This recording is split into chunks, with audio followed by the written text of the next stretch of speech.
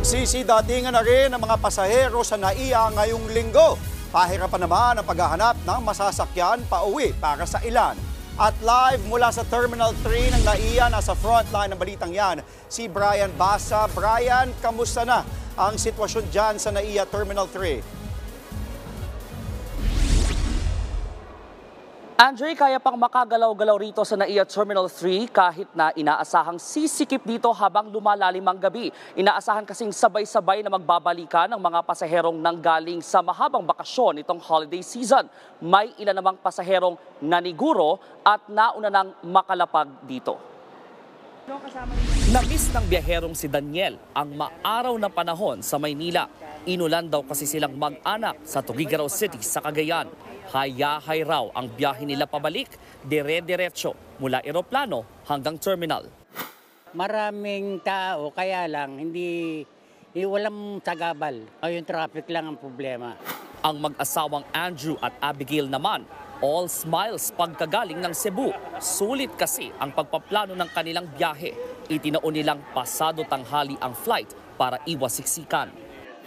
So naisip namin pabalik na sa Manila yung mga tao. So we opted yung earlier flight. So we were actually quite worried about the traffic coming back. But yeah, we'll see how we go. Mapa departure o arrival area, kaliwat kanan ang mga biyaherong nagsisiuwi pagkatapos ng mahabang bakasyon. Kahapon nga lang, halos 160,000 ang mga pasahero sa lahat ng terminal ng NAIA at inaasahang lalo pang darami ito ngayong araw. Nagkakasiksikan lang sa loob dahil sumasabay ang mga tao sa traffic sa Metro Manila. Naunang pinagsama-sama ng pamunuan ng NAIA ang mga e-taxi sa iisang sakayan para madaling makapag-book ang mga pasahero. Nakikipag-ugnayan na rin sa mga airline ang NAIA para sa pagpapalit ng kanilang terminal assignments. Linggong-linggo pero abala ang mga tao rito sa arrivals area na ating kinatatayuan. Kanya-kanya silang dala ng kanilang mga bagahe. Ngayon ang challenge, Andre, una, mahanap yung kanilang kaanak o kaibigang susundo sa kanila.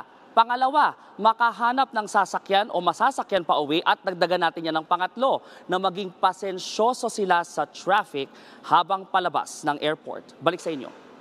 Brian, matanong ko lang, on schedule ba yung mga flights o may mga na-delay din na paparating dito at yung mga paalis din ng NAIA Terminal 3?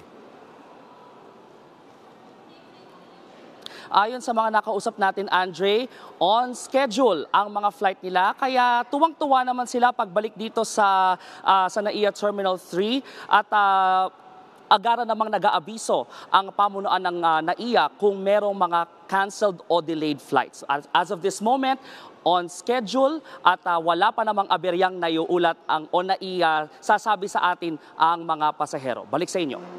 Nag-uulat mula sa NAIA Terminal 3. Maraming salamat, Brian Basa. Mga kapatid, Andre Felix po.